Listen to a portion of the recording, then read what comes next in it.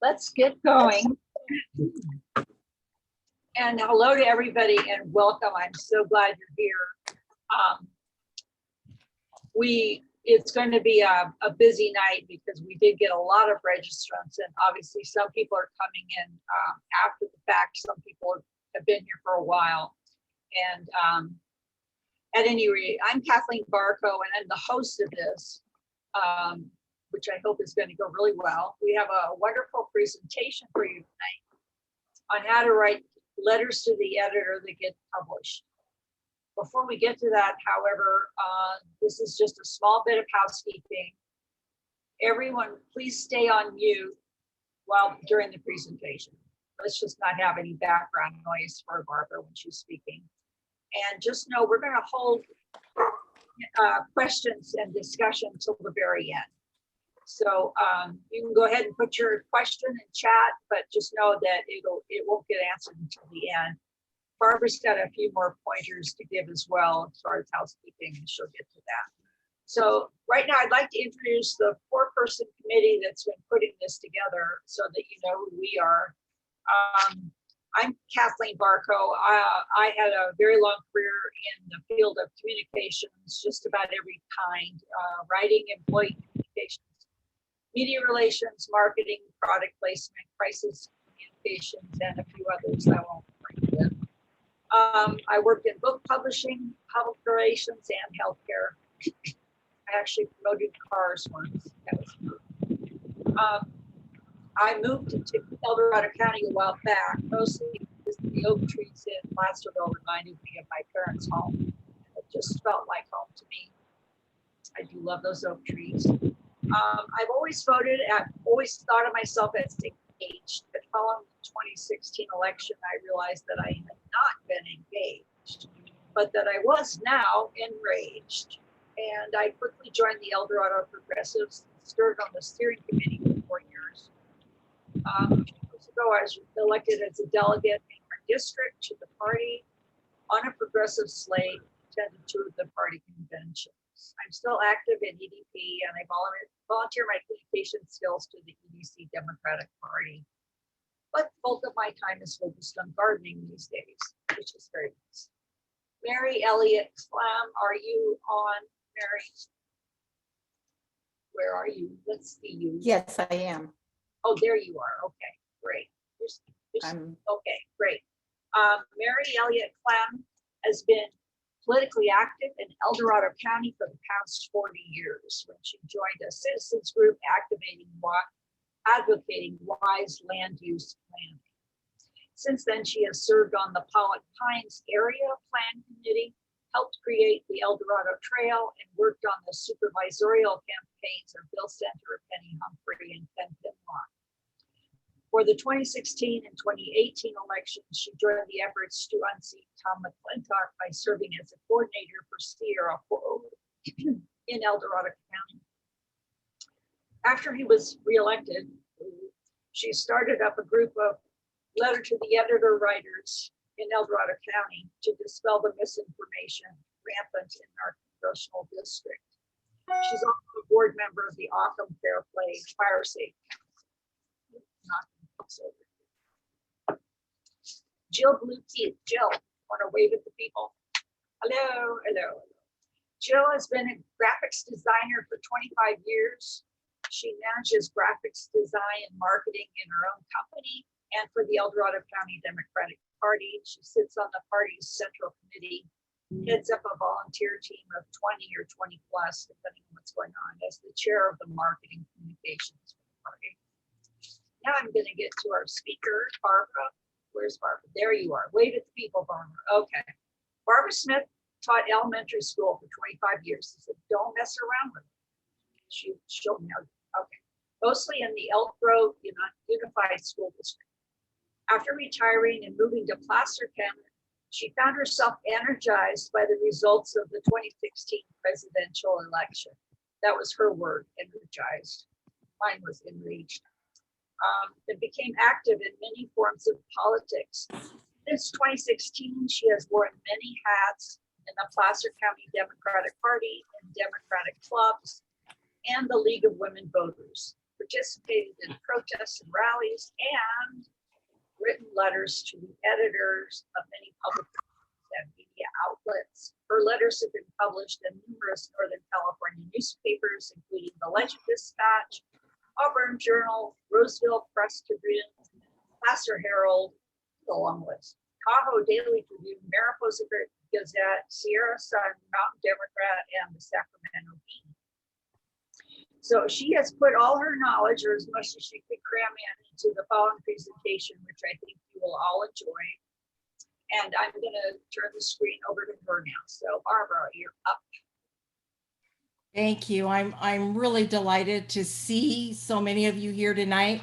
If I don't know your face, I know your name because we've been on Facebook together and doing all kinds of other things and fighting the good fight for a while. So I'm so grateful that you're here tonight. And I hope that what I have to present to you will be of assistance to you. And I'm going to make a major pitch to get you on board so that we can put together what we refer to as the Writers Alliance. So I'm going to go ahead and share my screen, and please make sure that you optimize your screen for viewing. Lots of times that happens by doing the side by side so that you can, if you go up to the top of your screen, you should see a green bar up there, and it should allow you to optimize your screen, either do side by side, but you'll want to make the screen on your laptop hopefully as large as you can. I am minimizing all of my screen, so I will not be able to see you during the presentation. And so it's really helpful to me. It's not that I don't want to answer questions. I absolutely do. It's just I won't be able to see you. And so it's really important as we kind of get to housekeeping. Basically, first things first, please make sure that you're muted throughout the presentation. We will definitely have time for the questions and answers when we are done. And I'll also provide you with my email so that if you have a question that pops up along the way and you need to email me, please feel free to do that. I'm happy to answer questions one-on-one. If you have questions, what we ask you to do is to type the word ask in capital letters and followed by your question in the chat. Mary is going to be monitoring the chat for us, and so she will be noting those questions. It's possible some of your questions will be answered as I go through the presentation, but if we come to the end of the presentation and there are still some questions that are unanswered or there's something that still needs clarification, we'll have time to go through that. And then there will be a handbook of training materials provided to you at the end of the second seminar. So that's my little carrot to make sure you come back for the second seminar, because there, as much information as we have tonight, we have a whole nother seminar to kind of top that off and to talk about as well. So let's get started. Basically, the first time I presented a seminar on writing letters was more than 3 years ago. And when I was preparing for that, I thought, well, it might be a good idea to find some scholarly quotes about why we write letters to the editor. And I chose these particular quotes from an organization called Spark Action. And though their words are few in number, these words give a pretty well-rounded argument for why we want to write letters to the editor. But what most people increasingly ask themselves is, does anyone still read the newspaper? Surprisingly, yes. While print circulation has definitely gone down, online digital circulation continues to grow. In 2019, the Pew Research Center indicated that an average of 12.5 million visitors to US newspaper sites every single month. And I suspect that that number has increased substantially, particularly in 2020. So yes, people are still reading newspapers, even if the newspaper isn't landing on their stoop in a paper form.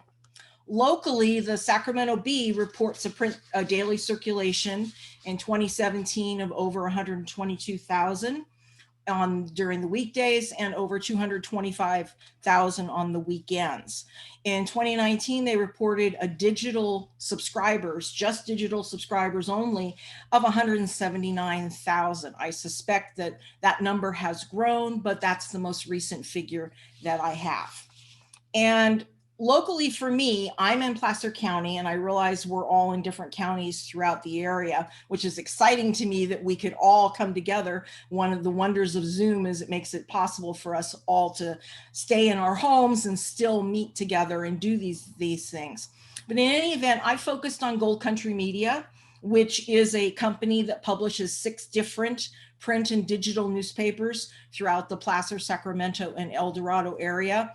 And they indicate their circulation is between combined of digital and print is about 140,000. And again, that's not the most current figure. It's very hard to find some current figures. So I suspect that number is greater as well.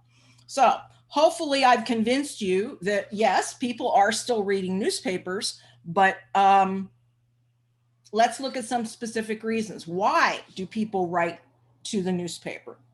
So lots of times the opinion sections are the most popular part of a newspaper. I don't know about you, but when the bee comes out, I have often seen many of those articles already online, and very often, sadly, because of their reduced staffing, they'll repeat articles day after day. So sometimes if I've read it on Tuesday, the article pops up again on Thursday, and I've already read it.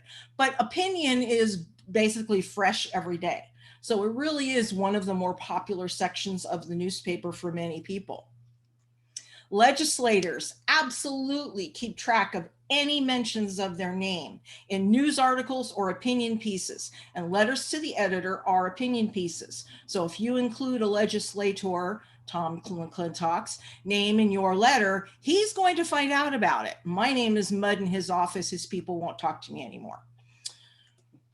Seniors, one of the most reliable voting demographics, also read newspapers at an extremely steady rate. In fact, they tend to read newspapers at a greater number than many other age demographics.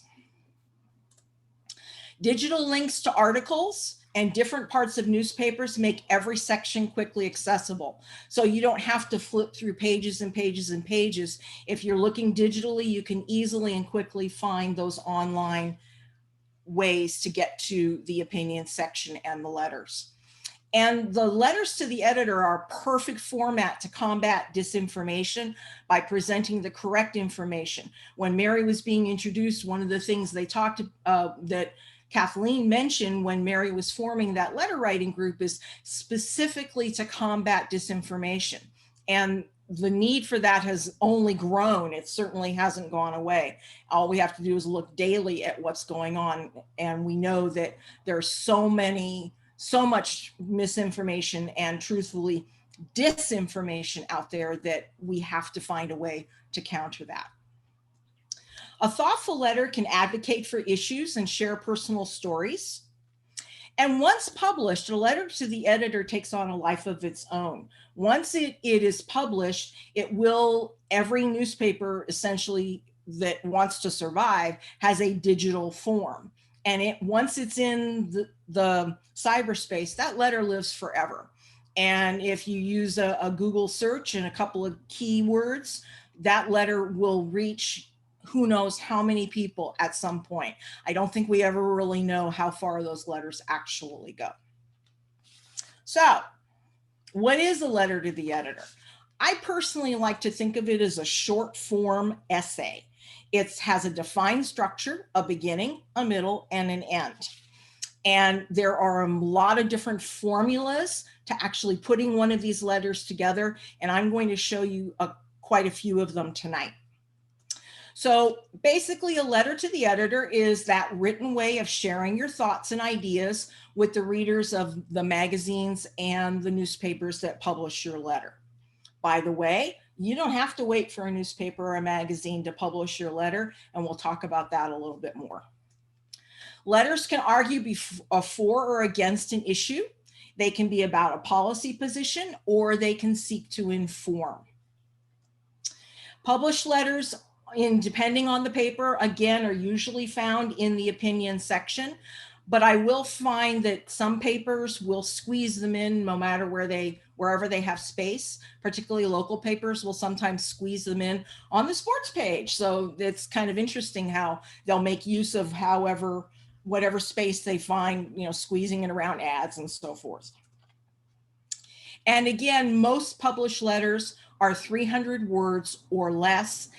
In the case of some publications, significantly less than 300 words. In fact, the Sacramento Bee has a hard stop at 150 words. And you'll be surprised once you start writing. 150 words seems like a lot. It's really not. And lots of times it's very difficult to get your letter to conform to their publication guidelines. So there are some very specific characteristics of effective letters. The first is to be brief. Word counts are extremely important, but shorter letters tend to get published because they take up less space in the paper and because readers read them. If you write a huge long letter, lots of times readers don't necessarily engage with it. They find basically when they've done research to see which letters are being clicked on, it tends to be the shorter ones. Plan your message. Before you start writing, you want to know where you're going. What do you want to say? Because your message will often determine the form that your letter will take. And so it's really important to know what your message is going to be. Have a hook. Now, I know that some of you out there are educators like me, and some of you are from the same era that I am. So I bet you remember Madeline Hunter and lesson design. And she talked about anticipatory set. Every lesson had to have an anticipatory set. You had to find a way to get your students interested. Well, a letter to the editor is no different. Your anticipatory set, your hook, whatever it is that it takes to get your reader to want to keep going. And it's particularly important because we don't have control over the headline that an editor will put above your letter. And so hopefully, assuming that they go beyond that headline and start reading the letter, you need to keep them going. You need to capture their attention and make them continue reading through your message and make sure that you get them to the end of your letter. You want to identify yourself. Now, I'm not talking about your name and city, which the publication will put anyway, and they don't publish any other information, any private information, and they will not publish letters anonymously. What I am talking about is that if you have a particular profession or you have some kind of personal connection to the content of what you are writing about, you want to include that because that lends authority and authenticity to what you are writing. So for example, if you are a teacher and you are writing about lessons or curriculum or the kinds of things that you saw in classrooms or the best ways to involve students in civic activities, you want to include your profession because you are speaking from a position of experience and authority. So you do want to include that in your letter. You want to do your homework, and that's really important. You need to know your facts. You have to make sure that if you are giving information in a letter, if you are quoting facts, that you have the right information. And you want to have confidence that any facts that you have there are accurate. Use examples. It's important after you've made your argument or your basic message that you use examples to back up your position. And of course, going along with doing your homework, as I said, is being accurate. Now, I know it doesn't seem fair that people of other political persuasions seem to be able to lie through their teeth and nobody holds them accountable, but I promise you, they fact check everything we say. And if we put something in a letter that is inaccurate or is misstated in some way, the entirety of the message of your letter will be discounted. So it is extremely important that we are accurate. And that's one of the reasons why kind of previewing ahead to our Writers Alliance, we do ask for a whole group of researchers, for people who can get that facts, that evidence, that information for us, so that when writers are looking for information on a particular topic, it's all, the research piece of it has already been done for them, and they can just pull that information and use it in their letters. And then, of course, have a clear call to action. Every letter has a purpose, and every letter in somewhere, usually toward the end, has a call to action. What do you want the reader to do? Do you want the reader to make phone calls? Do you want the reader to protest on the corner? Do you want the reader to do some other action? Or are you addressing this as an open letter to a legislator? What is it you want them to do? You always want to have a call to action of some kind in your letter. So there are also some real key do's and don'ts. Do pay attention to publication guidelines. As I said, the B has a hard stop at 150 words. If you submit a letter that's more than 150 words, they usually won't consider it at all. Even if you submit at 150 words, they're still likely to edit it even less. So make sure you pay very close attention to the guidelines of the publication that you are planning on sending your particular letter to. Remember your audience. Yes, it's the readership of this particular publication, but it's also all those people out there who are persuadable. Now, I do not write to try and persuade the Trumpers, the 51ers, the QAnon people. They're gone, they're lost, they're down the rabbit hole. And I am not going to waste my time trying to put facts and evidence in there, because if they were interested in facts and evidence, they wouldn't be down that rabbit hole to begin with. But there is a large group of people out there who are persuadable, who do look at and critically think about things, who are looking for information and are looking for solutions to common problems. That's our audience. Those are the people that we want to reach. Again, if you have a personal experience or some connection to the topic, include that, because editors of newspapers love to have personal stories that they can publish, and also it gives that authenticity to the letter that you write. And again, don't forget the call to action. You have a purpose in writing that letter. Make sure you include it in your letter. Don't submit your first draft. I can't tell you how many times I have written a letter and have gone away from it, come back and realized I could write this better. I can shorten it up. I can be more clear. It's wonderful to have an editor to do that for you. And we do have editors as part of our Writers Alliance as well that will help you. But if you don't have an editor to help you, don't submit that first draft. Walk away from it.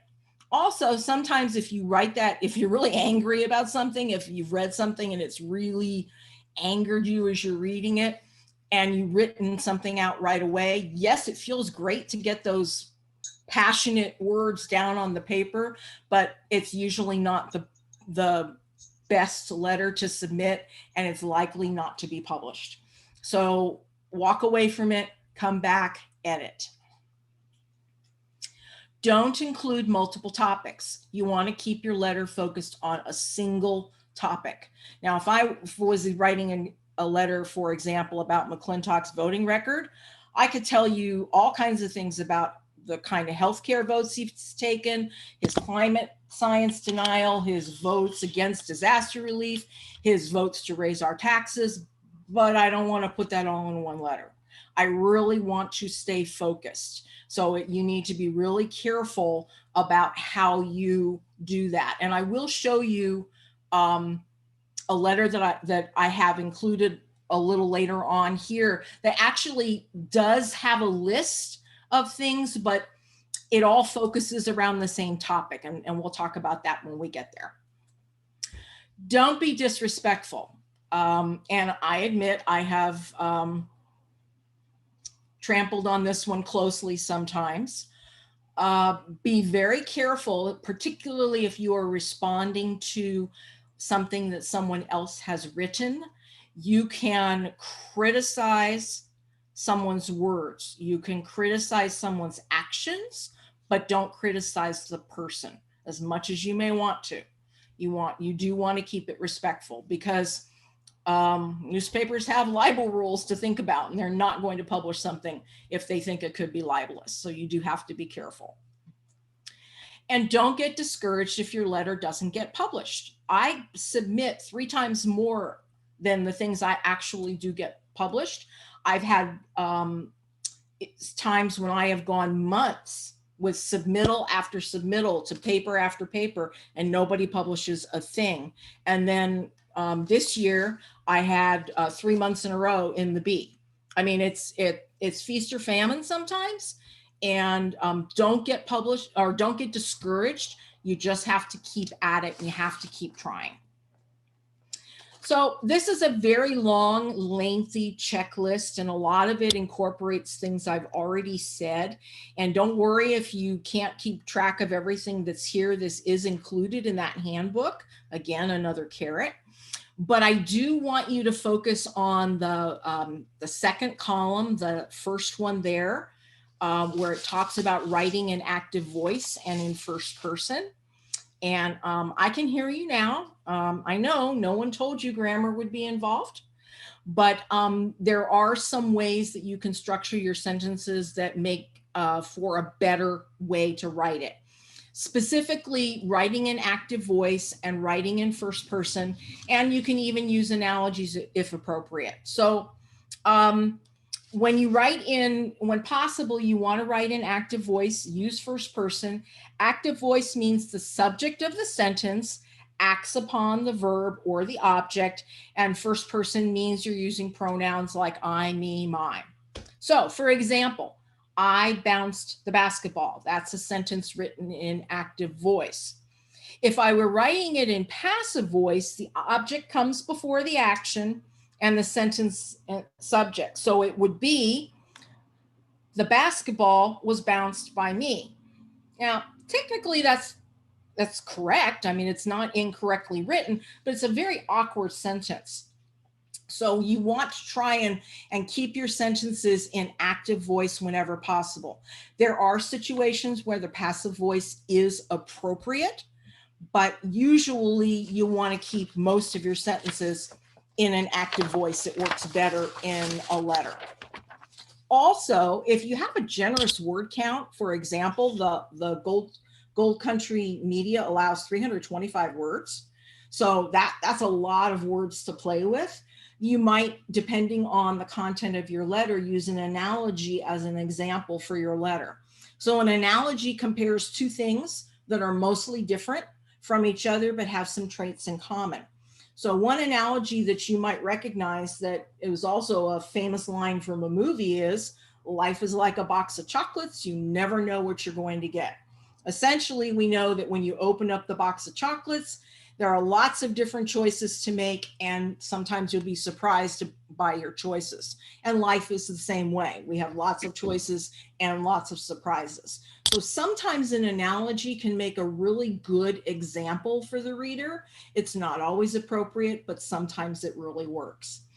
Second on this checklist, or I'm sorry, third on this checklist, talks about naming names. Again, if you are writing about a legislator, something they have done or not done, if you're writing about an article in which they are quoted, or if an opinion piece is about that person, you want to make sure that you include their name in it. Always name check the person you are writing about. And at the very bottom there, it talks about repurposing your letter for other publications.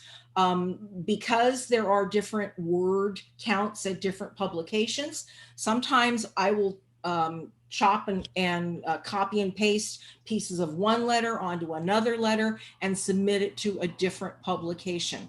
Sometimes I'll repurpose those letters and use them in social media as well. And again, you don't have to wait for somebody to publish you. You can self-publish using social media. And a lot of that is included in the second workshop that we'll be doing. So again, I hope that you'll be joining us for that one. So let's keep going. Here are some sample letter formats, and hopefully you're able to see them. I mean, I can see them great on my computer, but I'm not sure that you can. Basically, each of them follows this pattern. They start with a hook of some kind, a quote, a response to an article, some kind of attention getter. They include the message and the examples, and you want to make sure that you personalize it if possible, if it's relevant to this particular letter. And they end with a call to action. So this particular letter here is included in the handbook so that you can see this very clearly, and it shows how this letter is structured. This is a much simpler form. It's also in the handbook. It starts with I am concerned about. That's basically the attention getter here. I am concerned about because, and here's where you give your evidence and your examples. And then notice how that last paragraph begins with, I would like you to. That's your call to action. This particular format, as I say, is very simple, and it's really more appropriate if you're writing to someone specifically, like a legislator that you want to take a certain position, but it can be repurposed in a way to use this as a letter to the editor. This is specifically a sample letter of something that's written to a public official. In this particular instance, this person is asking the public official to support a specific piece of legislation. And so again, they start with as your constituent. That's their beginning of their letter. They've included their evidence and their examples. They've also included some personal information there to make it relevant as to why they want this legislator to support this legislation. And then they've ended with their call of action, please vote in favor. So again, this is very specific. It's a very simple format, but it works. This is another really good letter, and I'm sorry, I doubt you can see this. I can hardly see it, so I'm pretty sure it's just kind of a blob on your screen. But again, it follows that format, starts with the hook, has the evidence and examples, ends with your call of action.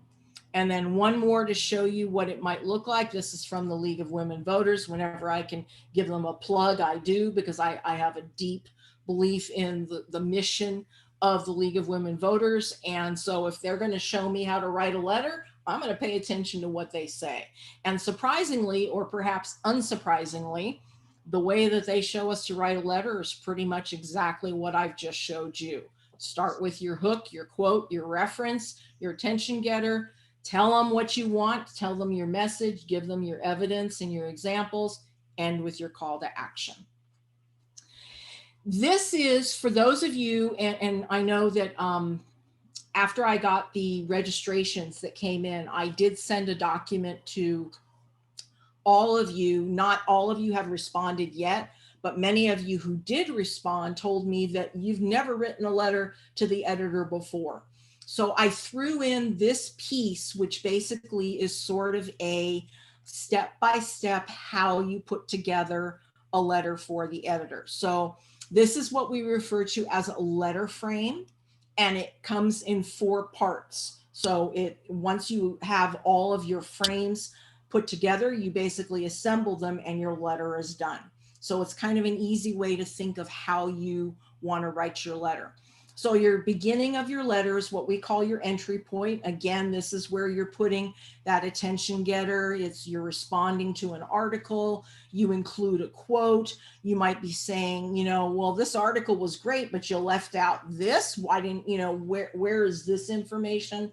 Those kinds of things that will get somebody to continue reading. And so this is that entry point of your letter. This is where the second part is where you put your argument. Basically, what is the message that you want everyone who reads your letter to know? And when you're planning your letter ahead of time, this is the crux of what you need to plan. You need to make sure you know where you want this letter to go. So what's your message going to be? Then you have to make sure that you include your evidence. That's part of frame 3. What facts are you including? What examples? What short personal stories are you including to help make that argument? This can be 1 to 2 sentences long. It really sort of depends on what the content of your letter is, what the topic, what the subject is. And then, of course, frame number 4 is going to be the ask. What do you want to happen? If you're writing to a public official, what do you want that official to do or not do? If you are talking about, if you're responding, say, to an article, what do you want the reader to do about what you have said? So again, I always say, think of this part of your letter as your call to action. So I am going to show you a letter that I wrote using these 4 frames. What I did was take an article from the Washington Post. You may not be able to see much more than the headline on the article, Peloton fights recall request after child's death. And actually my letter is now passé because Peloton yesterday agreed to recall the treadmills that are the subject of this particular letter. But since I already had this ready to go, I decided not to try and write another one. We'll just go with this and see if you think it would have been effective had I submitted this to the newspaper. So basically, I read through this article and I found what I thought was a good way to start. There's, as a parent, I mean, what parent can endure the horror of a child's death? And anyone who isn't a parent still would think that's a terrible thing. So my basic hook to start is reading about a child's death is heartbreaking. Reading that a $34 billion company is stonewalling an investigation and fighting a federal recall request from the Consumer Product Safety Commission, CPSC, is infuriating. So that's basically the entry of my letter. And because this is the, depending on how many words I have, I really can't do much more here for an introduction. I need to move on to the next part of my letter. My second frame is my argument. What is it that I want the reader to know? What is my message? The American consumer depends upon agencies such as the CPSC to monitor and enforce regulations on products sold for consumer use. We also have the right to expect that the manufacturers of products sold for our use adhere to those safety regulations. Peloton is failing to uphold their part of that bargain. So basically my message is that this is a two-way street. It's a partnership, that we have the CPSC that is there to protect the consumer, and we have corporations that work in partnership with them to ensure that the products they sell are safe. And Peloton is not following through on their part of that bargain. So that's my message. That's my argument. Now, when I got to the evidence part, if I had been writing this for publication, I might have gone beyond this article to pull more evidence or examples. But since I was just doing this more for example purposes for this presentation, I didn't pull any other evidence from anywhere but this article itself. So in the article, it tells me it's concerning that the article notes the existence of an ongoing dispute previously without any public knowledge over the removal of the treadmills from the market. But what is more disturbing is CPSC's unilateral decision to issue the safety notice, as well as the necessity to issue a subpoena to obtain essential records.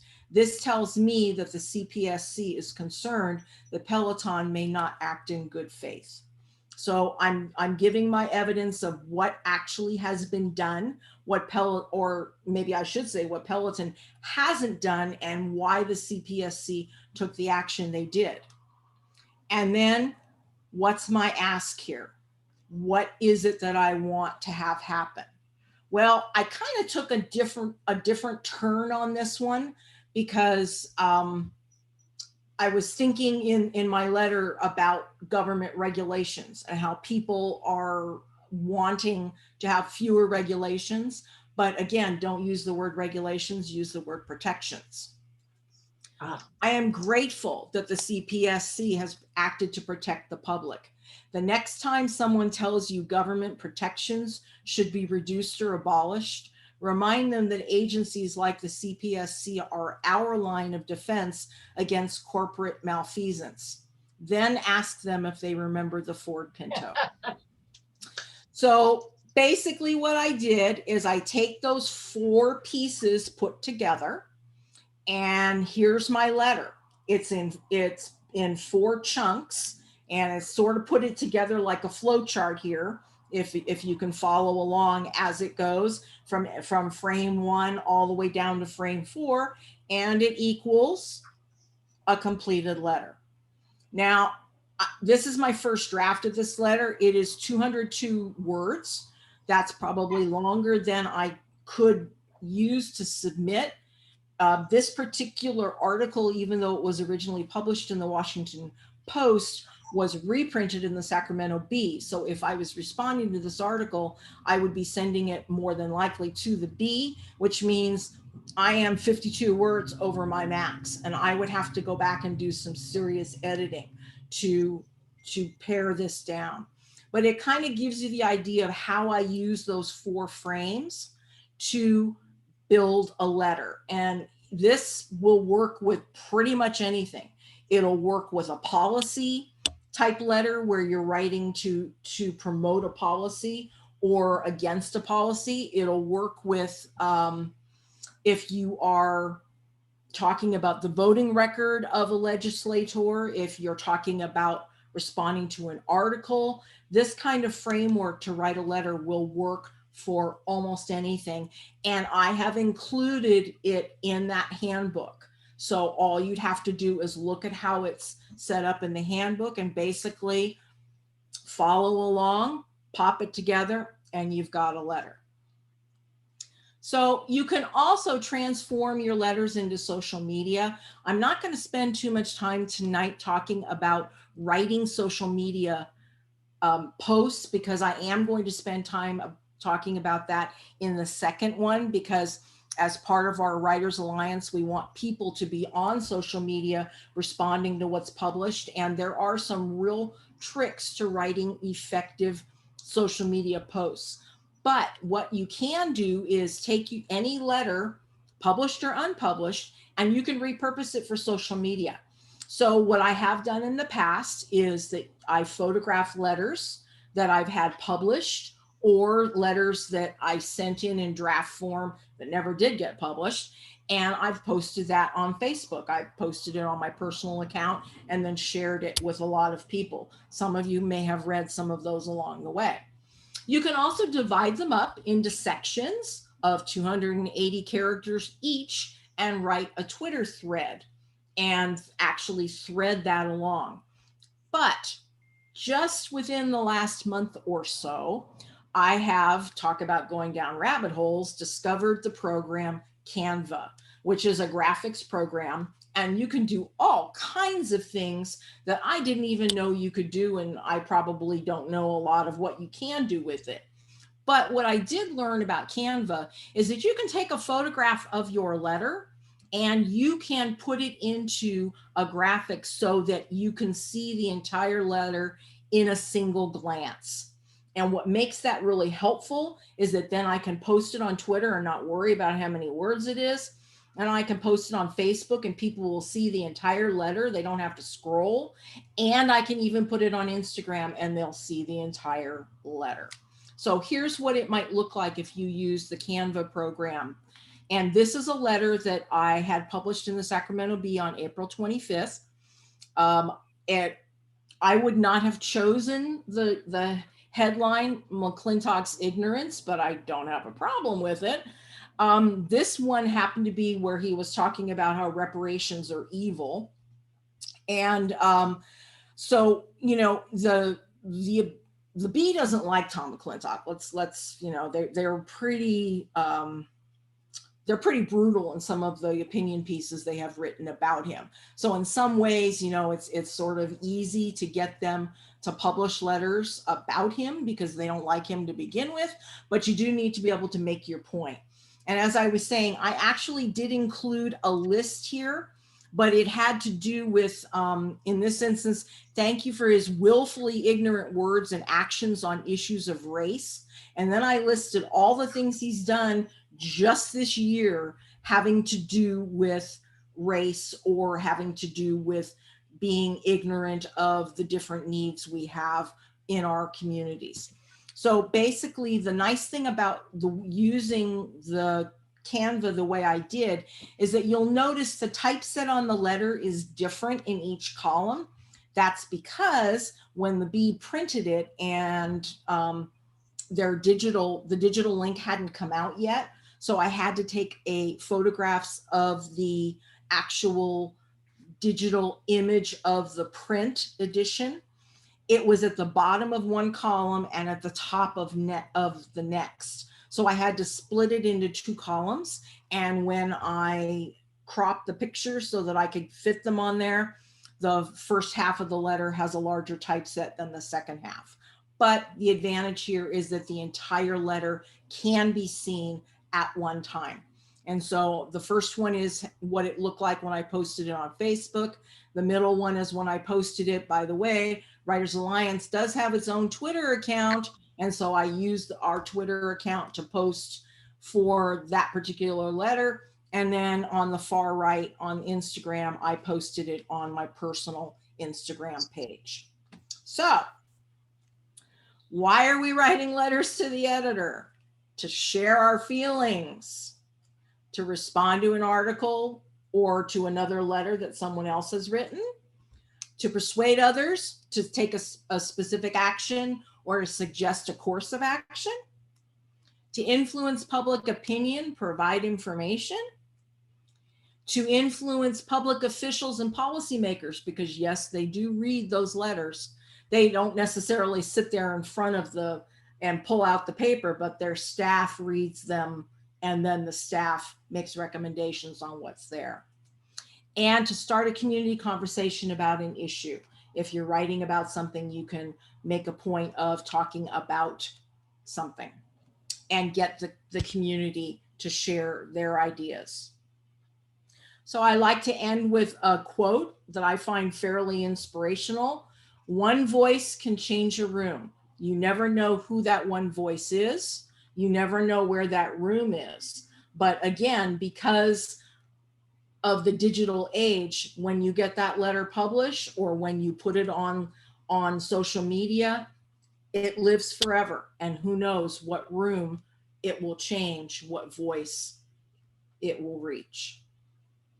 So I'm going to go ahead and stop sharing my screen here. Before I do, I did put my email on here, and Mary is going to put that in the chat for you as well.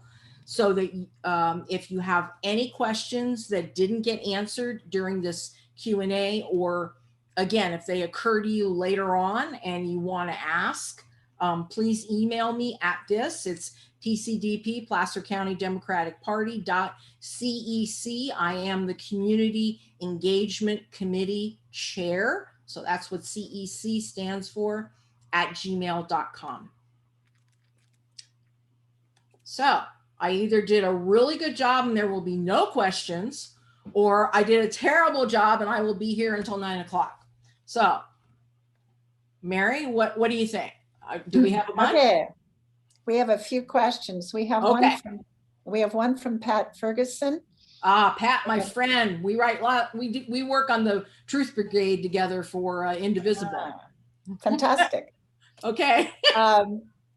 Would you have referenced the title of the article since you mentioned it? In writing an article, you mean if you are referring to or responding to an article? Lots of times it depends on the publication. Articles, when you respond, say, to the Bee or to many other publications, they require you to put the title of the article in your submittal.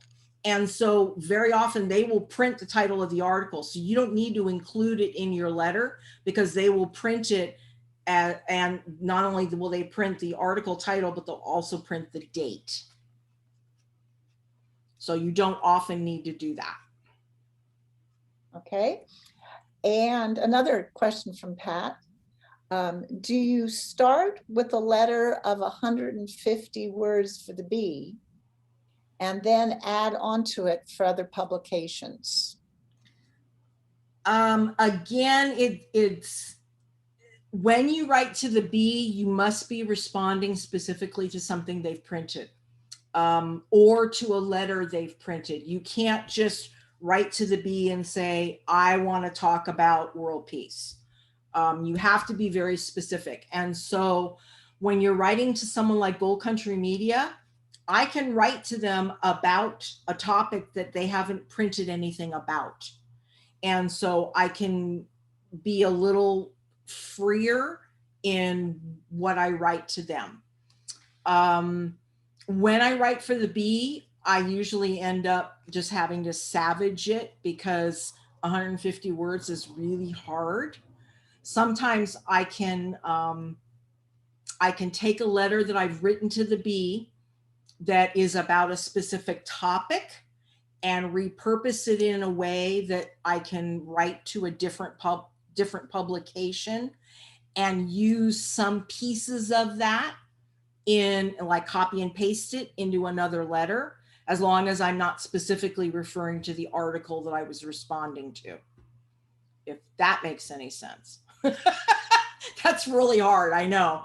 And you know, as I say, if I try to explain something to you and it just doesn't make sense to you, please feel free to email me. I am really happy to correspond with you about that. Okay. David is asking, I'm pretty sure that Fresno Bee has the same limits. Yes. And here's what I have also done. As I say, you can repurpose your letters. I have submitted letters to the Bee that they don't publish. Guess what I do? I use them as comments, and I go online and I type them into the comments box. I mean, don't let a good letter go to waste. We're going to use, you know, you took the time to write it, use it, repurpose it, put it on social media, find another way to get that word out. But I will often comment, because they will put them on Facebook too. Particularly the Auburn Journal does it, Sacramento Bee does it. I suspect that many other publications also have Facebook pages where they will put the articles on there. Well, they didn't chose not to publish your article, but that doesn't mean I can't put it down, or my letter, but I can put it there as a comment. You know, there's nothing they can do about that. So, you know, don't be discouraged if it doesn't get published. It still is going, you can still find a way to get that out there. Okay, great. And we have a question. Do you ever, this is for Patricia Brown. Do you ever use ResistBot? She uses it to send letters to elected officials. I do use ResistBot, and gives you an option. They do. In fact, my very first ever published letter, which popped up on Facebook a couple of weeks ago, that was published in 2017, was in the Sacramento Bee, and it was a letter that ResistBot submitted for me. And, you know, that was sort of like the magic sauce. It was when I got that, the very first letter, the first time I saw that and my name was attached to it, I was like, oh, this is good. I could do this again. and so it got me started doing a lot of the writing that I'm doing. Before that, I was writing specifically to McClintock all the time, and I used ResistBot for that. I was also writing the letters that Pat and Barb used every week at the protests. I wrote the letters for them every week. So I was doing a lot of writing, but it wasn't getting out in a public forum. And that first letter that got published made me realize that there's a lot of other places I could be putting my letters. But ResistBot is great. you know, they will also put your letter on Twitter for you as well. And they do the same kind of thing where they have a graphic where it's all in all one picture. So when it goes on there, the entire letter is visible to the reader.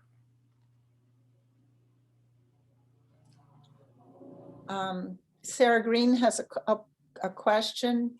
If a publication doesn't publish in a given week, can you resubmit again the next week or month? You can always resubmit. I ended up 3 weeks in a row submitting to the Bee about a particular topic, and they ended up picking one of those 3 letters to publish 2 weeks later. And so you just kind of don't know when they will actually publish those things. But yes, I have definitely submitted letters more than one time. Sometimes I will change it slightly on the second submission. I won't send it back in exactly the same form. Sometimes circumstances change, so you do need to reword the letter in some way. But yeah, you can definitely resubmit. Okay. And then Susie Ferries, I hope I have that correct, has some good information. She said that there's an online tool, perhaps you know about it, Barbara, called Grammarly. Oh yes, Grammarly is great. They are, and they're extremely helpful, and they probably would do a way better job of explaining active and passive voice than I did. But yes, Grammarly is a great tool to use. And it evidently will correct and critique your writing. Yes. So, okay, good. Yeah, I know. It's sort of an online editor, but you know, in my mind, it's not the same as having a living person read your, you know, give you an objective opinion about something you've written. I personally am always in need of an editor because, as you can tell, I have a really hard time condensing things. So I often need an editor. Phil Nichols asks, if a letter is published in one newspaper and you submit it to another newspaper, do you have to cite the first paper where it was written? Usually, no, because you are the original author, but I will tell you newspapers don't like that. I have had that happen where I submitted a letter and it popped up in one instance, it popped up someplace where I never submitted it. So I honestly don't know how that got published. Generally, for example, when you submit to Gold Country Media, you're submitting to all 6 papers at once. So if they publish it in one of their papers, they will publish it in all 6. But if you're publishing in other parts of CD4, say, I always get them mixed up. There's the Tahoe. There are 2 papers in Tahoe that are owned. One of the papers in Tahoe is also owned by one of like Sierra Star or something. I have to look at my submission list. If you submit to one or the other, they won't publish it in both. Even though lots of times I will submit it to every single one of those papers. But usually if one paper publishes it, the second paper will not. Okay. I think that's it. Yeah, Lori just typed in Sierra Sun. It could be Sierra Sun. I know there's, yeah, I know I've had letters in the Sierra Sun, but there's another one that's Sun something that's down the valley or down 49. Okay. And Rosalie asked, I always send letters directly to Auburn Journal. Would it be better to send to Gold Country Media? It's the same thing. They're all the same people now because you do an online submission. So I always check every one of them to because they ask you, which one do you want it published in? Well, heck, you've got 6 papers. I want you to publish it in all 6. And so I always check all of them. Often they will publish in Auburn Journal before they publish elsewhere, but I've had things show up in the Roseville paper before it showed up in Auburn, or the the Placer Herald Tribune. No, that's the Roseville. One of the one. And I'm sorry, I get them all mixed up. All I can say is if you tell them to publish in all 6 and they choose to publish it, they will do so. So Rosie, you always send it directly to Bill? Yeah, I just submit mine online. And then if he has a question, he calls me. Because he did that once. One of my letters about the Board of Supervisors, I made a comment about someone that had contacted me. And before he printed that letter, he fact checked it and he called me to make sure I could document what I said in my letter. I said, yep, I've got all the documentation right here. What do you need? And he said, that's fine. As long if somebody calls me on it, I know I can document it. But yeah, I always just submit it online. I don't send it to Bill. Okay, Robin Richards asked, will this presentation or the recording of it be available for us to use locally? And Kathleen, who is our host, said, yes, we will, excuse me, yes, we will be posting it to YouTube and we will sing, which I didn't know. I'm gonna be a YouTube star. So yes, we will be posting it to YouTube, and I would have done something much different had I known that. And we will send the link to all participants. Okay, great. And then I'm going to make my pitch one more time for the second seminar. If most of you have hung in here all the way, I am really grateful that you are here. The second session talks about the Writers Alliance, how we put it together, how we connect our writers and our researchers and our editors and our social media people so that we are a group. And in the future, I envision that there will be a group like this in every county. We have one in Placer County called Placer Perspectives that we've started working together. We have 2 letters pending. One of them is Rosie's, and we're waiting for those to pop up in publication. But basically, there's a kind of I have an organizational chart that I will show you how all these groups fit together and why it's important that we have each piece of it put together. So if you are here tonight, I am asking you to commit to come back for the second. 1, because you're going to get that handbook, and 2, because we need you to be part of our Writers Alliance. And it's really important that we all work on this together, because we can do a lot of things alone, but I assure you, we are far more powerful when we work together. So I'm hoping that you will join us in that alliance. And if you haven't yet put the link in the chat, Mary, if you would please do so. I know some of you have already registered for the second, but if you haven't, or you can't remember if you did, go ahead and register again, so we make sure that we get you there. Okay, so there are a couple questions, and I don't have the link right here to do that. Maybe Okay. Kathleen does. Kathleen or Jill might have it. Yeah. So people want to know how to sign up for part 2, which would be to go to the link. And the guide will have your main points tonight, correct? Right, it will. And some of them, it will combine both workshops together in the handbook. And then of course I'm always here. I'm not going anywhere. And so I'm always available for questions. Okay. And I'm available by email. It's usually easier to text me because my phone is always on silent, because it drives my husband crazy because I get texts and emails all day. So I keep it on silent. And so if you call me, I'm likely to miss your call, but the texts I will see because they pop up. Okay, and the second session, correct me if I'm wrong, is May 20th? Yes, 2 weeks from tonight, May 20th, also at 6:30 p.m. Right. And Jill made a note to everybody in chat that you will receive if you're on the call tonight, you will receive an invitation. And if you don't get it, email Barbara. And she repeated Barbara's email there. So check your chat. And that's it. And there's some interesting points that people have made too. So you might want to just. Do we want to just unmute if anybody has any questions and they just want to, chime up and ask? I don't know. Can you unmute everybody?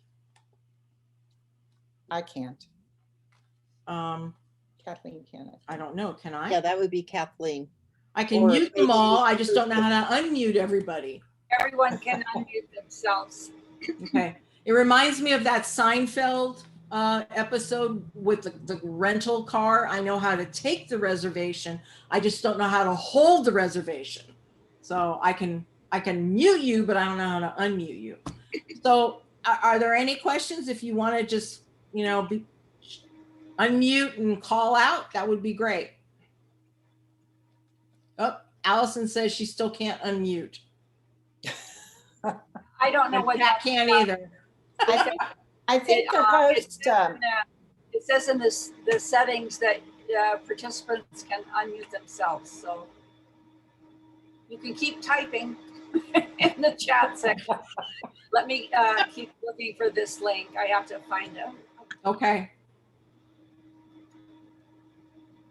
Yeah, there's some sort of a rule that that they have that once everybody has been muted by the host, then the participants can't unmute. I'm unmuted. Oh, Allison. I'll jump in. Yay! Oh, I just want to say that this was really a good presentation. I'm not always wowed by the presenter, so kudos. Thank you very much. Thank you.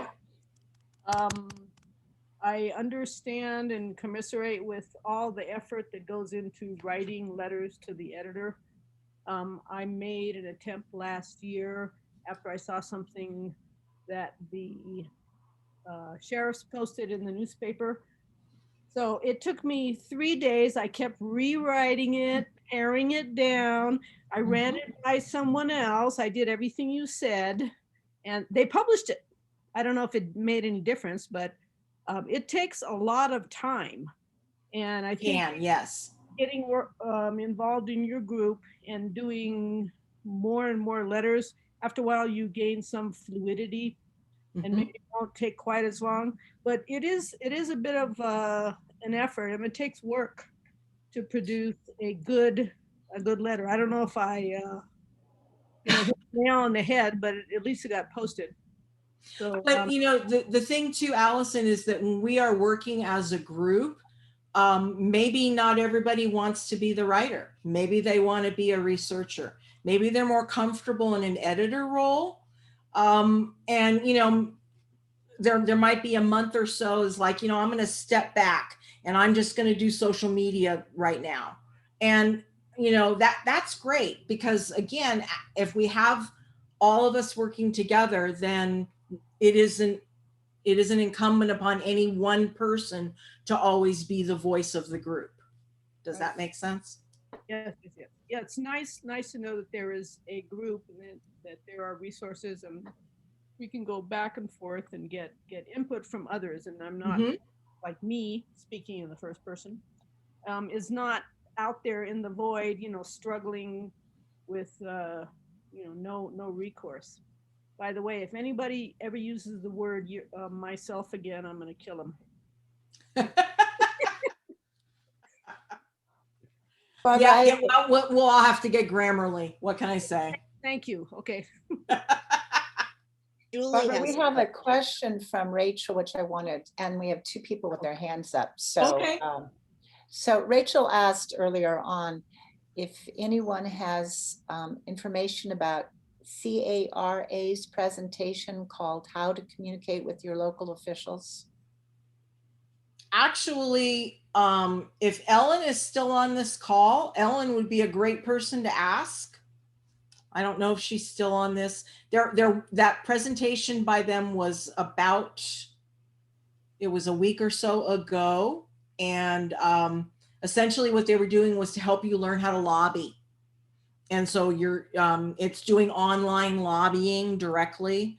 And what are some specific ways to talk with your legislator. And I wasn't able to stay for the entire presentation, so I didn't see all of it, but I can try and get some information because they had, if I'm not mistaken, they did have some handouts or some takeaways from that. So I can look and see if I have that. And I'm sorry, who was that who asked about Kara? Rachel. Rachel? Okay. Barbara? Rachel, I have your email. Let me go ahead and see what I have. And if I have something, I will send it to you. Barbara, can I speak to that? This is Muriel. Oh, hi, Muriel. Yes. Hi, how are you? Yes, yes. I'm a member of CARA, local CARA chapter. And I do have, and I'm not going to talk it. What I will do is forward to you the information, and then you can send it out by way of email, because I've got your email address. Of And you can course. send out the information by way of Jody. You know who Jody is. Yes. She's the regional person for CARA, and it stands for California Alliance for Retired Americans. That's what CARA stands for. And they lobby more politicians, our legislator, our Sacramento, I don't want to say local, although they certainly do lobby on some local ones, but in terms of certain bills that come before the legislature, or what they want to present to the legislature that have to do with senior issues. For the most part, it's senior issues. So they're very, very good. But I will send you their flyer, because we do have Lobby Day coming up soon, where we will be zooming in on all of those legislators that represent our districts. And we want to zoom in terms of get their ear in terms of what we know that's coming down the tube for Medicare and Social Security and other things, and how do we get rid of McClintock and all of that stuff, and all of those kinds of things, and how we get some bills passed in Sacramento and for the state regarding seniors and protecting our rights. So I will send you that paper, because it has a whole lot of information for people, meaning their flyer. That's excellent. Thank you, Muriel. I appreciate that. You're welcome. Barbara, Yes. we have 4 people of their hands raised, but I just want to comment. At 7:43, Sarah Green typed in sent to everybody the link for registering for the next session, for the May 20th. Okay. session. Thank So you, it's in the Sarah. chat. And thank you.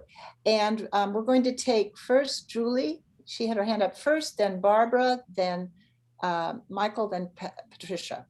So Julie. Hey, thanks everybody. What a great session. I'm really looking forward to writing better letters. I work full time, I have kids, and so often I just throw them together rather rapidly. And I could see how that I'm probably losing some ground by being a little too hasty. And I just wanted to share the first letter that I wrote to the editor was back at Prop 8 time. And, it was just I won't give you the details, but one of the coolest things was a lady from a nursing home phoned me up after that.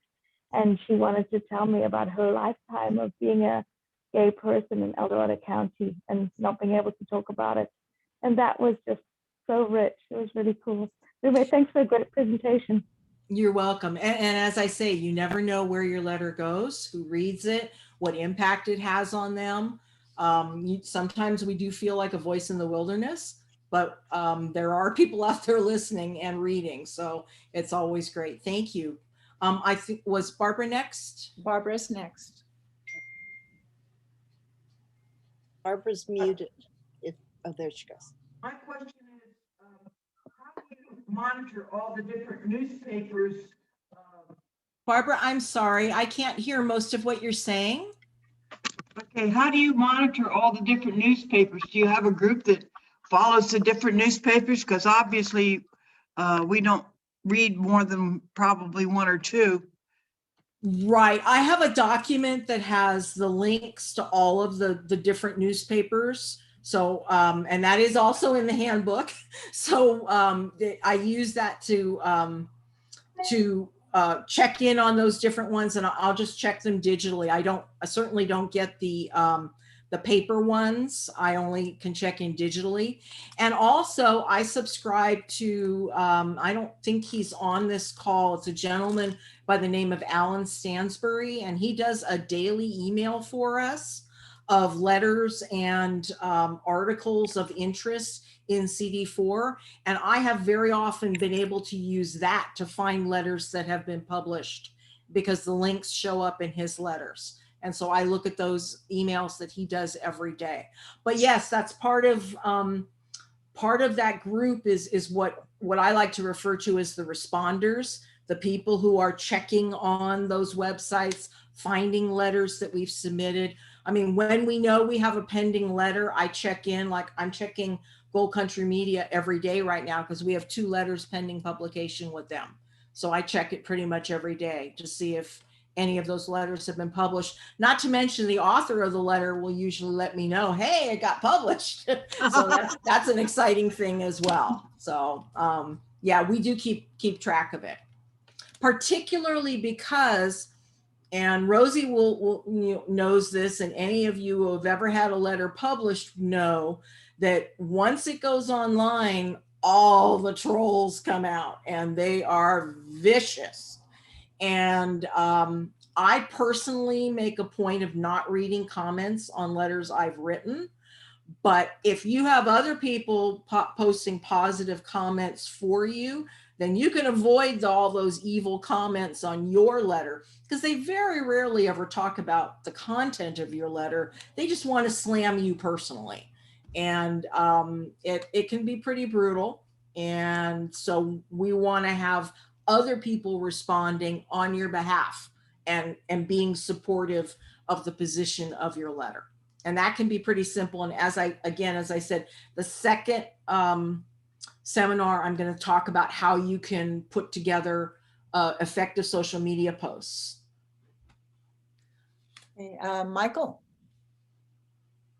Thank you, Barbara, and everybody that helped put this on. This was a great presentation.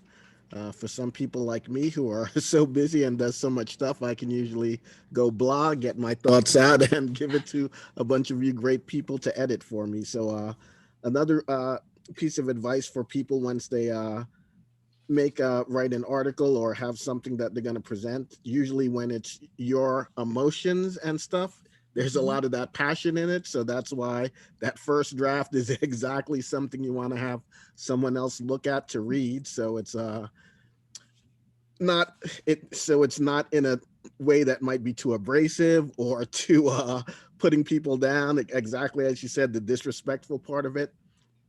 And the other thing to do, which is also helpful, is I usually say some of the key points that I'm trying to get forward, so that doesn't get lost into translation with the editing. So kind of keep that in mind too. When you gather your thoughts, you have those key points, and that always stays with you.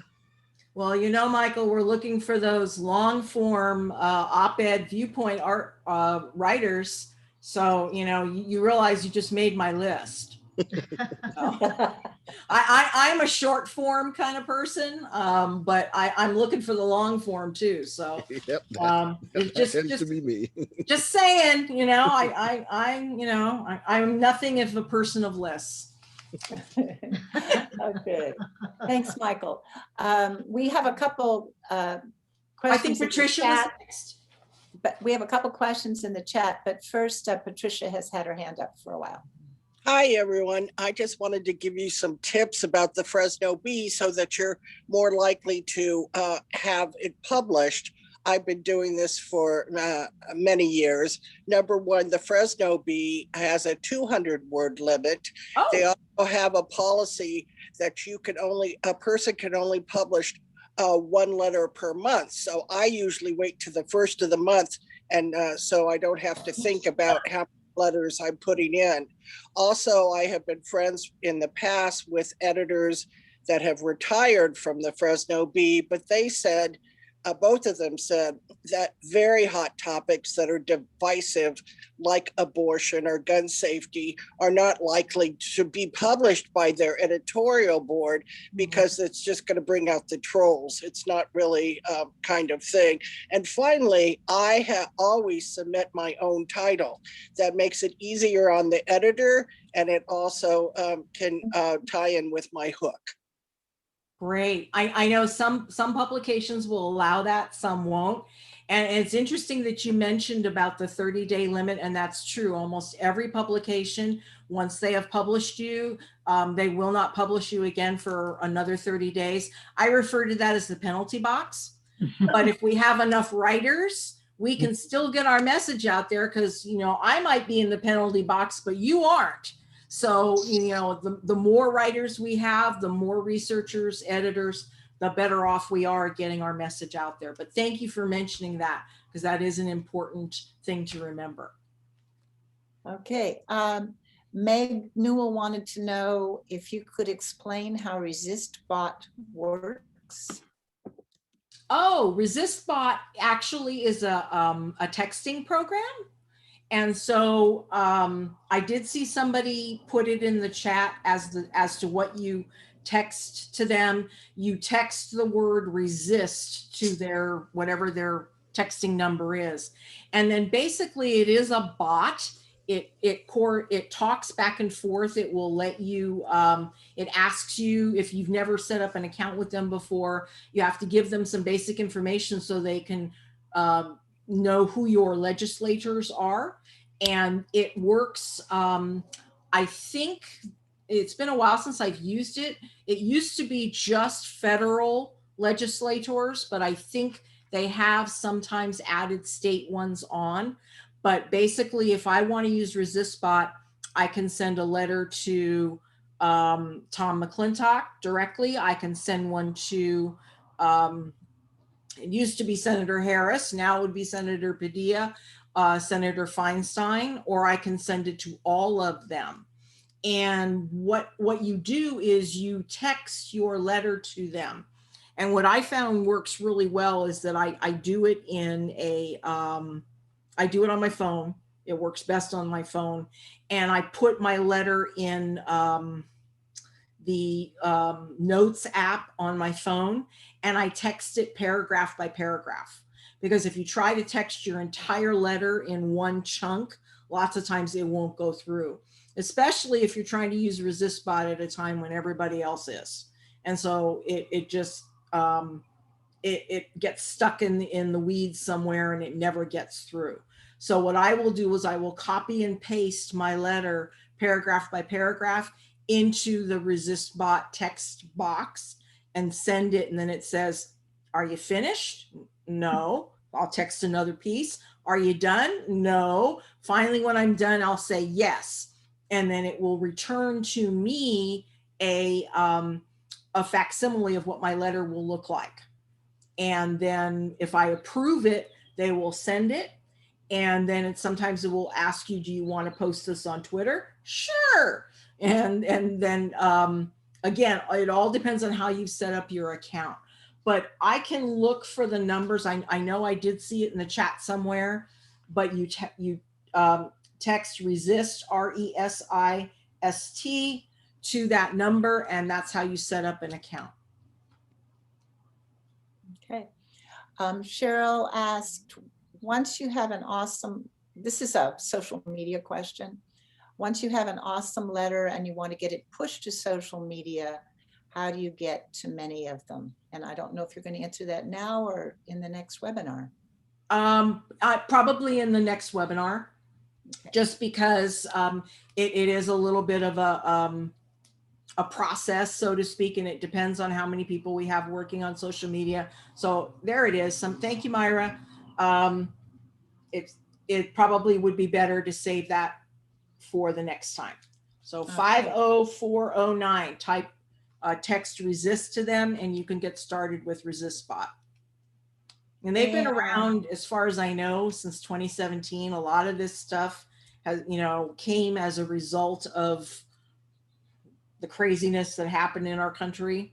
And they're fun tools to use. Okay, and Phil has some comments about Tuolumne County and the requirements for the Union Democrat. Mhm. But he brings up a point. He says, they publish every letter. However, I think the author must be local. Do you have a comment about that? I have been published in the Union Democrat, and they publish that I live in Auburn. When I have written to them, it has been, I'm certain, about McClintock and its CD4. So they will publish it, because even though I don't live in that area, because I'm writing about an issue that has to do with the congressional district. Good. Okay, I think that answered his question. And that's all we have. The two people who have their hands up are the same people who forgot to take them down. Okay. So I think we're good. And we have got lots of positive comments, and we thank everybody for coming and Thank you, participating. everybody, for being here. Yeah. It was a great night, and thank you, Barbara, especially for all her work putting this together. So, Well, I am looking forward to seeing all of you on May 20th. And we'll put this Writers Alliance together, and we'll see where we can take it. okay, and look for the link to the YouTube. Great. Okay. Thank you, Barbara. Okay.